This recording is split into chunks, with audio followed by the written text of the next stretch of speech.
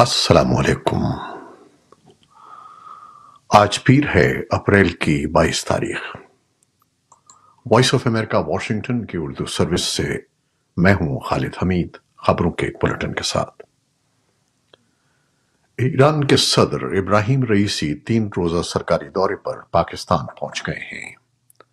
اسلام آباد آمد پر صدر رئیسی نے وزیراعظم ہاؤس میں وزیراعظم شہباز شریف سے ملاقات کی ہے۔ وزیراعظم آفس کی جانب سے جاری کیے گئے اعلامیے میں کہا گیا ہے کہ دونوں رہنماؤں نے دوطرفہ تعلقات کے فروغ سمیت مختلف شعبوں میں تعاون بڑھانے پر گفتگو کی۔ دونوں رہنماؤں نے دہشت گردی کے خاتمے کے لیے دونوں ممالک کی جانب سے مشترکہ کوششوں پر بھی اتفاق کیا۔ ایرانی صدر پاکستان کے صدر آصف علی زرداری، چیئرمین سینٹ اور اسپیکر قومی اسمبلی سمیت دیگر حکام سے ملاقاتیں کریں گے۔ ماہرین کے مطابق دورے کے دوران Iran Pakistan gas pipeline منصوبے پر بھی بات ہو سکتی ہے۔ پاکستان توانائی کی ضروریات کو پورا کرنے کے لیے پڑوسی ملک ایران کے ساتھ 1 دہائی سے بھی پرانے گیس پائپ لائن کے زیر التوا منصوبے کو مکمل کرنے کی کوشش کر رہا ہے، تاہم پاکستانی سرزمین پر پائپ لائن کے بقیہ 80 کلومیٹر حصے کے لیے ایران پر امریکی پابندیاں اور فنڈز کی کمی ابھی تک آڑے آ رہی تھی۔ پاکستان کی وزارت خارجہ کی ترجمان ممتاز زہرا بلوچ نے وائس آف امریکہ سے گفتگو کرتے ہوئے کہا کہ پاکستان اس پائپ لائن کو اپنی توانائی کی سلامتی کے لیے اہم سمجھتا ہے اور حکومت نے اس منصوبے کو جلد از جلد مکمل کرنے کا فیصلہ کیا ہے۔ انہوں نے مزید بتایا کہ پائپ لائن کی تعمیر پاکستان کی سرزمین پر ہوگی، اس لیے اس مرحلے پر کسی دوسرے ملک سے بات کرنے کی ضرورت نہیں ہے۔ پاکستان کے وزیر خزانہ محمد اورنگزیب نے کہا ہے کہ اگلے ہفتے تک IMF سے 1.1 ارب ڈالرز مل جائیں گے۔ واشنگٹن ڈی سی میں وائس آف امریکہ کے اسد اللہ خالد کو دیے گئے انٹرویو میں وزیر خزانہ کا کہنا تھا کہ IMF کے نئے پروگرام کے لیے جولائی کے وسط تک اسٹاف لیول معاہدہ ہو جائے گا۔ تفصیلی رپورٹ ہمارے سوشل میڈیا پلیٹ فارمز پر دیکھیے۔ پاکستانی سیکیورٹی فورسز نے افغانستان کی سرحد سے متصل شمال مغربی علاقے میں پیر کو 2 حملوں میں 11 عسکریت پسندوں کو ہلاک کر دیا ہے۔ خبر رساں ادارے ایسوسی ایٹڈ پریس کے مطابق صوبہ خیبر پختونخوا کے ضلع ڈیرہ اسماعیل خان میں پہلے حملے میں 10 عسکریت پسند مارے گئے۔ اس سے پہلے مسلح افراد نے 2 پاکستانی کسٹم اہلکاروں کو گولی مار کر ہلاک کر دیا تھا۔ بھارت کے شمال مشرقی منی پور کے تنازعات سے متاثرہ انتخابی حلقوں میں رہنے والوں نے پیر کو عام انتخابات کے پہلے مرحلے کے لیے کچھ علاقوں میں پرتشدد ہنگامہ آرائی کے بعد دوبارہ ووٹ ڈالے۔ سیکورٹی کے باوجود پولنگ اسٹیشنز میں توڑ پھوڑ کی گئی اور متعدد پولنگ اسٹیشنوں میں بندوق سے فائرنگ کے واقعات رپورٹ ہوئے ہیں۔ بھارتی الیکشن پینل نے ووٹوں کی منصفانہ اور شفاف گنتی کو یقینی بنانے کے لیے دوبارہ انتخابات کرانے کا حکم دیا ہے۔ منی پور کے بقیہ انتخابی حلقوں میں 26 اپریل سے شروع ہونے والے انتخابات کے دوسرے مرحلے میں ووٹ ڈالے جائیں گے۔ غزہ کے جنوبی شہر رافح میں اسرائیلی بمباری میں مزید 22 فلسطینی ہلاک ہو گئے ہیں۔ وزیر اعظم بنیامین نیتن یاہو نے دھمکی دی ہے کہ وہ یرغمالیوں کی رہائی کو محفوظ بنانے کے لیے عسکریت پسند تنظیم حماس کو تکلیف دہ ضربیں لگائیں گے۔ غزہ میں حکام نے اتوار کو بتایا کہ رفح پر رات گئے اسرائیلی حملوں میں ہلاک ہونے والوں میں 18 بچے بھی شامل ہیں۔ اسرائیلی فوج کا کہنا ہے کہ پچھلے سال 7 اکتوبر کو جنوبی اسرائیل پر حماس کے حملے کے دوران اغوا کیے گئے کچھ یرغمالیوں کو رفح میں رکھا گیا تھا۔ امریکہ سمیت بین الاقوامی برادری نے اسرائیل کو تحمل سے کام لینے کا مشورہ دیا ہے۔ اسرائیلی فوج کے ترجمان ریئر ایڈمرل ڈینیل ہگاری نے کہا کہ یہودیوں کے مذہبی تہوار پاس اوور سے قبل فوج کو اسرائیل کی پوری طاقت کے ساتھ تعینات کر دیا گیا ہے۔ یہ تہوار پیر کی شام سے شروع ہو رہا ہے۔ ترجمان نے کہا کہ اسرائیل کی کارروائی جاری رہے گی اور فوج جنگ کے دیگر اہداف کے ساتھ پیش رفت کر رہی ہے۔ فلسطین میں صحت کے حکام کا کہنا ہے کہ جنگ میں اب تک کم از کم 34,000 سے زیادہ فلسطینی ہلاک ہو چکے ہیں۔ اسرائیلی فوجیوں نے اتوار کی صبح مغربی کنارے کے جنوبی شہر ہیبرون کے قریب ایک چوکی پر چاقو اور بندوق سے حملہ کرنے والے 2 فلسطینیوں کو ہلاک کر دیا۔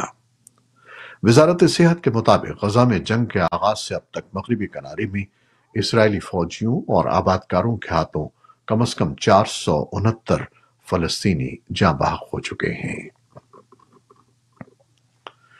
اسرائیلی فوج نے پیر کو کہا کہ اس کی انٹیلیجنس کور کے سربراہ نے حماس کے 7 اکتوبر کے حملے کے دفاع میں ناکامی پر استعفیٰ دے دیا ہے۔ اسرائیل کے ملٹری انٹیلیجنس کے سربراہ ہارون حالیوہ حماس کے حملے کے بعد عہدہ چھوڑنے والے پہلے سینئر اسرائیلی فوجی بن گئے ہیں۔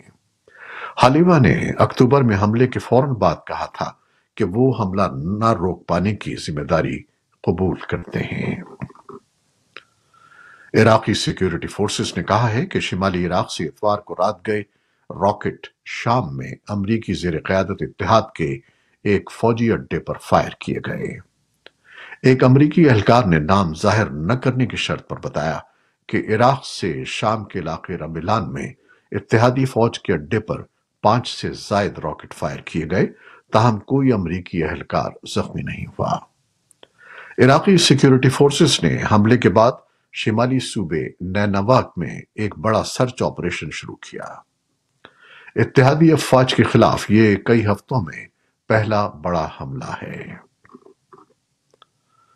ایرانی وزارت خارجہ کے ترجمان نے پیر کو کہا کہ ایران کے جوہری نظریے میں جوہری ہتھیاروں کی کوئی جگہ نہیں ہے۔ اس سے پہلے پاسداران انقلاب کے کمانڈر نے خبردار کیا تھا کہ اگر اسرائیل نے دھمکیوں سے دباؤ ڈالا تو تہران اپنی جوہری پالیسی تبدیل کر سکتا ہے۔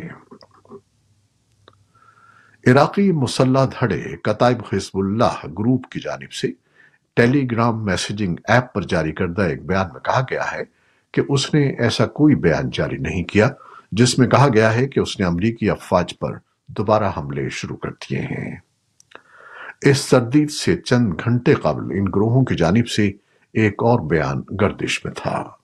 ان گروہوں کے بارے میں خیال کیا جاتا ہے کہ وہ ایران کے حمایت یافتہ مسلح دھڑے سے وابستہ ہیں اور انہوں نے حملوں کے معطل کیے جانے کے تقریباً 3 ماہ بعد انہیں دوبارہ شروع کرنے کا اعلان کیا تھا۔ کتائب حزب اللہ نے اسے من گھڑت خبر قرار دیا ہے۔ ترک صدر رجب طیب اردوان ایک دہائی سے زائد عرصے بعد اپنے پہلے سرکاری دورے پر پیر کو عراق پہنچے۔ دورے کا مقصد شمالی عراق میں قدم جمانے والے کرد جنگجو گروپ کے خلاف لڑائی میں بغداد سے زیادہ تعاون حاصل کرنا ہے۔ دونوں ممالک کے درمیان دیگر مسائل بھی اہم ہیں۔ اردوان نے اس سے پہلے سن 2011 میں وزیر اعظم کی حیثیت سے عراق کا دورہ کیا تھا۔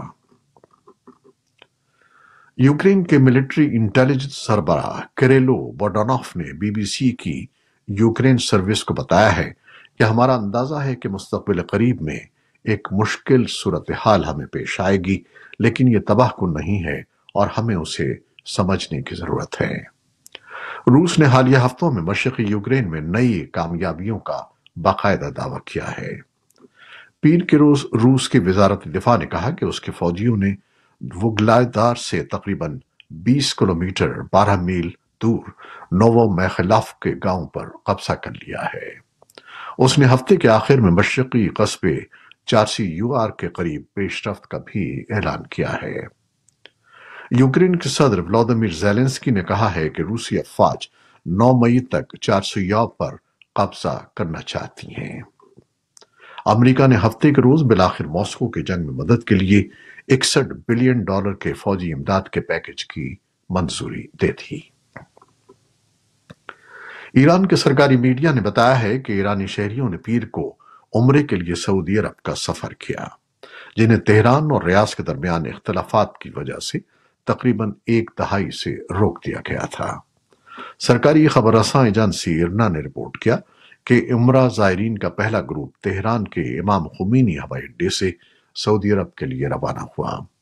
ایرانیوں کو گزشتہ سال حج کرنے کی اجازت دی جا چکی ہے، لیکن اب تک ان کے لیے عمرہ کرنے پر پابندی تھی۔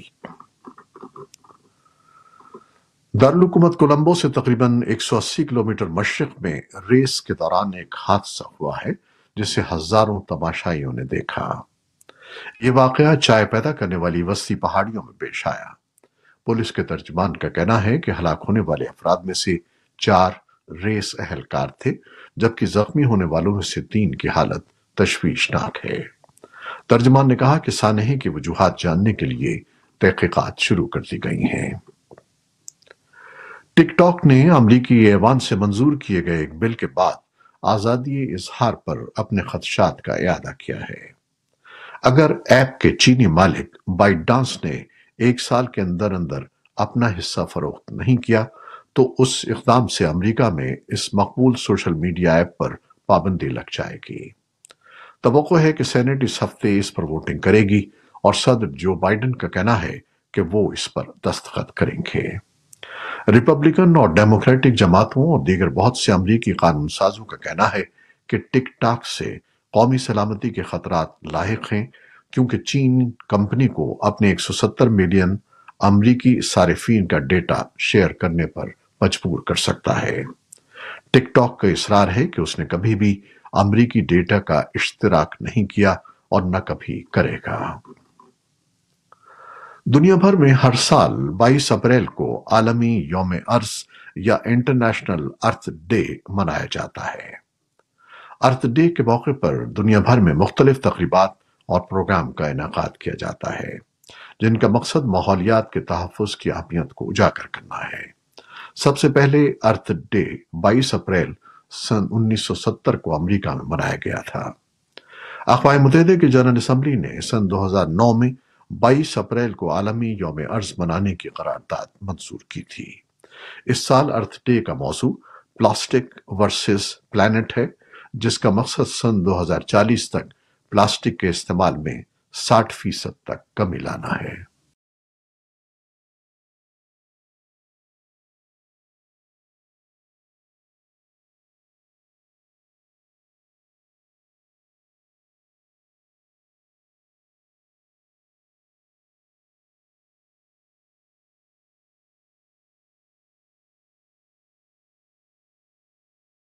یہ تھی وہ خبریں جو فیس بک لائیو پر ہم نے آپ کے لیے پیش کی۔ ہماری ویب سائٹ، یوٹیوب اور پوڈ کاسٹ پر یہ بلیٹن آپ کے لیے پوسٹ کر دیا جاتا ہے۔ آپ ہمارے بلیٹن کو شیئر کرتے ہیں اور اپنے کمنٹس میں اپنی محبتوں کا اظہار کرتے ہیں، جس کے لیے ہم آپ کے بے حد ممنون ہیں۔ اپنی ان محبتوں کو جاری رکھیے گا۔ نیوز پروڈیوسر سید اصفر امام اور نیوز ایڈیٹر بہجت جیلانی کے ساتھ خالد حمید کو اجازت دیجیے گا۔ اللہ حافظ۔